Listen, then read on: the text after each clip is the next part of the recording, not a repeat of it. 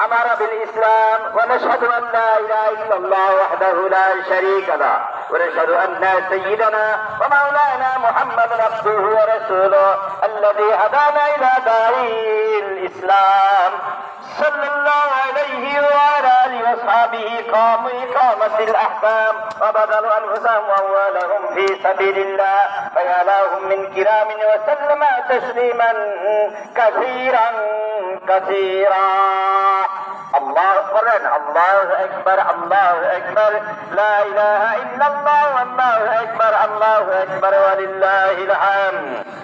أما بعد فاعلموا أن يومكم هذا يوم عيد شرع لكم فيه مع أعمال أخرى قد سبقت